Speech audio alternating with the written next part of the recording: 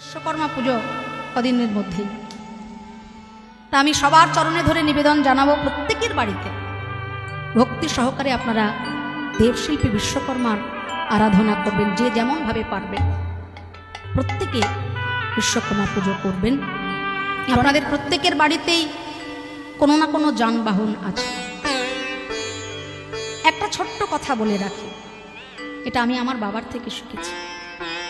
এই বিশ্বকর্মা পুজোর শুভ যোগে আপনারা বাজার থেকে একটা লাল চেলি আনবেন, আর সেই চেলিতে হনুমানজির চরণ আকৃত যে ছোট ছোট পতাকাগুলো পাওয়া যায়, ধ্বজা, সেটি এনে বেঁধে যে যানবাহন আপনার বাড়িতে আছে সেই যানবাহনে আপনি বেঁধে দেবেন। বিশ্বকর্মা পুজোর দিন বিশ্বকর্মা দেবায় নমঃ, সিদ্ধিদাতা গণেশায় নমঃ, আর হনুমানজির নাম স্মরণ করুন। এই তিনজন দেবতাকে স্মরণ করে আশ্রয় করে বিশ্বকর্মা পুজোর দিন আপনার যে কোনো জানে যদি আপনি ওই জিনিসটি বেঁধে দিতে পারেন, আপনি যদি বেখেয়াল না হন, পৃথিবীর কোনো ক্ষমতা নেই আপনার ওই যানবাহনকে আপনাকে পথে ঘাটে বিপদে ফেলতে পারে। আমার বাবার কাছে সকলের চরণে ধরে নিবেদন, বিশ্বকর্মা পুজোর দিন ভক্তি সহকারে আপনারা বাবা বিশ্বকর্মার চরণ বন্দনা করবেন। এর অনেক তাৎপর্য আছে, একটু বলছি। তা যখন এত তাপের জন্য সংজ্ঞাদেবী সংসার করতে পারছেন না, সূর্যদেব কাছ থেকে ফিরে এলেন সংজ্ঞাদেবী, তার প্রতিমূর্তি ছায়াকে তৈরি করে রেখে চলে এলেন। তা সূর্যদেব তো পরবর্তীকালে বুঝতে পেরে গেলেন, কেননা সংজ্ঞাদেবীর যে সন্তান তাদের সঙ্গে একটু সৎ মায়ের মতো আচরণ করছেন ছায়াদেবী, আর নিজেদের সন্তানকে একটু বেশি বেশি ভালোবাসে। সংজ্ঞাদেবীর গর্ভে জন্ম নিয়েছিলেন যমরাজ আর এই জন্য, আর ছায়াদেবীর গর্ভে জন্ম নিয়েছিলেন বড় বাবা। বাবা দুটি ছেলের নাম শুনলে একবারে আত্মারাম খাঁচা ছাড়া হয়ে যায় নাকি? তা যাই হোক, যখন ছায়াদেবীর এমন দুরকম ব্যবহার দেখলেন, সূর্যদেবের সন্দেহ হলো, তিনি বুঝতে পারলেন যে আমার স্ত্রী আমাকে ছেড়ে চলে গেছে ফাঁকি দিয়ে তার প্রতিমূর্তি তৈরি করে। তখন তিনি ক্রধান্বিত হয়ে বিশ্বকর্মাকে সে তিরস্কার করলেন। বিশ্বকর্মা চিন্তা করলেন, এত ক্রোধ যার, এত তেজ যার, তার সঙ্গে কোন নারীর সংসার করবে? তাই তখন বিশ্বকর্মা ঠাকুর কি করলেন, ওই সূর্যদেবকে তার হাতের যন্ত্র দিয়ে, অস্ত্র দিয়ে 12টি ভাগে বিভক্ত করে দিলেন। হয়ে গেল দ্বাদশ আদিত্য।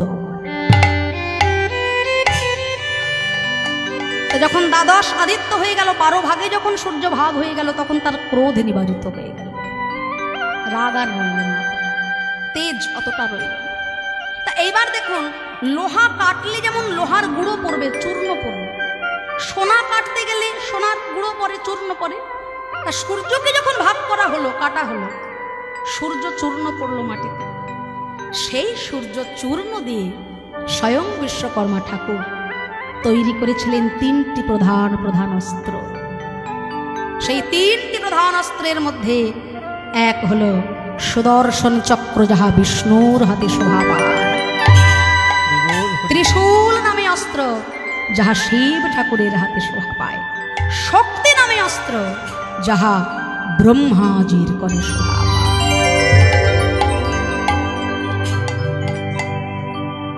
তা বিশ্বকর্মা ঠাকুরের এত প্রভাব, দেবশিল্পী বিশ্বকর্মা। আপনাদের কোথাটা সংস্কৃতি কোথায়? যখন সূর্যদেব দান করলেন স্বয়ং ভগবানকে সুদর্শন চক্র, সেই সুদর্শন চক্র ভগবান গ্রহণ করলেন। তার বিপদে আপদে ওই সুদর্শন চক্র তাকে সাথ পেয়েছিল। আর যমুনা দেবীকে বিবাহ করলেন শ্রী গোবিন্দ। তাই যমুনা বলছে, হে গোবিন্দ, সেই সত্য যুগ থেকে তোমাকে পাওয়ার জন্য আমি অধীর আগ্রহে তপস্যা করে গেছি, সাধনা করে গেছি। তাই এতদিনের ভাগ্য ফলে আজ যখন আমি তোমাকে পেয়েছি, আমি কি করব জানো? তোমায় ছাড়িয়া নাহি কো দেব, ছাড়িয়া নাহি কো দেব, হৃদয় মাঝারে পরানো যে সেখানে লোকায়ে থবো গো, সেখানে লোকায়ে থো। ভগবান কথা দিলেন, যমুনা কথা দিলাম, আমার পূর্ণলীলায় আমার লাদিনী শক্তি শ্রীমতী রাধারানীকে সঙ্গে নিয়ে, অষ্টসখীকে সঙ্গে নিয়ে, বড়িমাইকে সঙ্গে নিয়ে নৌকা বিলাস লীলা করে আমি তোমার মনোবাঞ্ছা পূর্ণ করে দেব। হরিব। এই ভগবান চিন্তা করলেন যমুনা তো আছেন, যারা যারা পার হবেন তারাও আছেন, কান্ডারি আমিও আছি, কিন্তু নৌকা কোথায় পাবো? নৌকা না হলে তো নৌকা বিলাস লীলাও হবে না, আর যমুনা পারাপারও হবে না।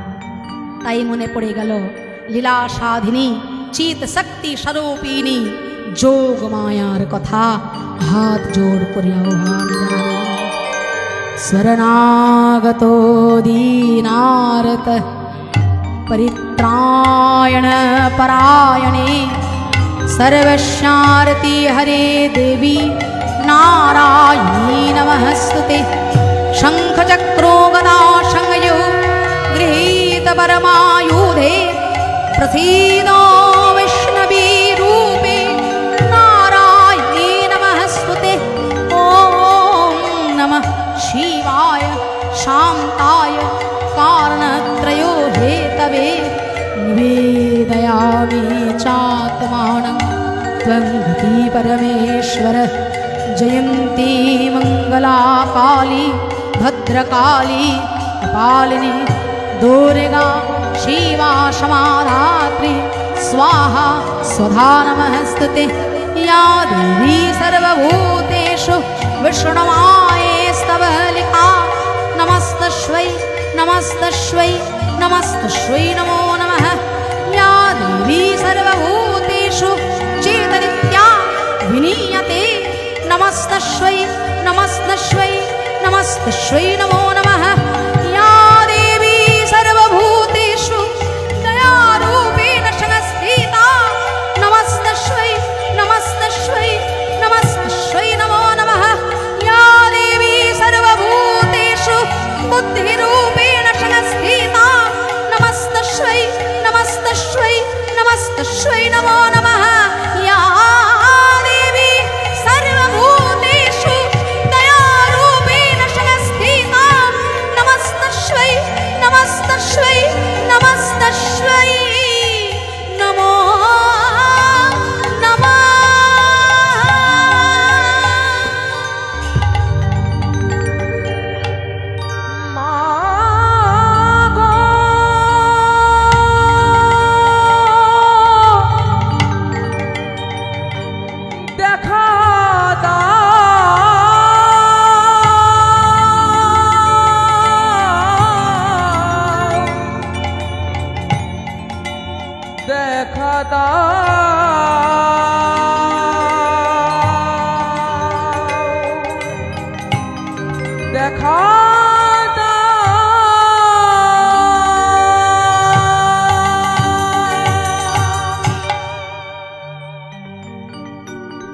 যারা যারা উপস্থিত আছি আমরা এখানে,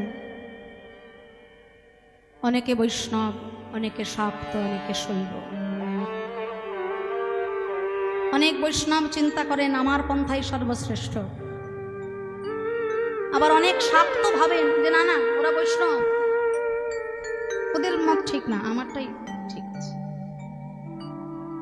আমরা দ্বিধাদ্বন্দ্ব করি, একে অপরের সঙ্গে হিংসা বিদ্বেষ করি, কিন্তু ওই আসল জায়গায় গিয়ে দেখুন তারা কিন্তু মিলেমিশে সব একাকার হয়ে গেছে।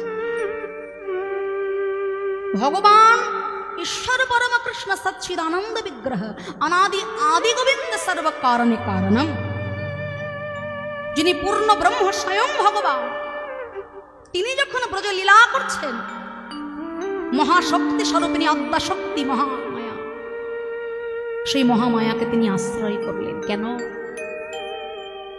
আমার মতো হতভাগ্য জীবকে শিখিয়ে দিলেন, দেখো যদি পূর্ণ বিষয়কে পেতে চাও আগে আশ্রয় তত্ত্বকে গ্রহণ করো। আশ্রয় করিয়া ভজে তাঁরে কৃষ্ণ নাহি তেজে, আর সব মরে অকার। পূর্ণ বিষয়কে পাবে। আগে গুরু তত্ত্বকে আশ্রয় করো। গুরু রেখে গোবিন্দ ভজে, সেই জন নরকে বোঝে। কৃষ্ণরুষ্ট হইলে গুরু রাখিবারে পারে, গুরুরুষ্ট হইলে কৃষ্ণ রাখিবারে না রে। তাই মা হলেন গুরু স্বরূপী, তাকে আশ্রয় করো। তাই যদি পূর্ণ ব্রহ্মকে পেতে হয়, সেই পূর্ণ তত্ত্বকে জানতে হয়, আগে আশ্রয় করতে হয় জগৎ জননী মায়ের চরণ।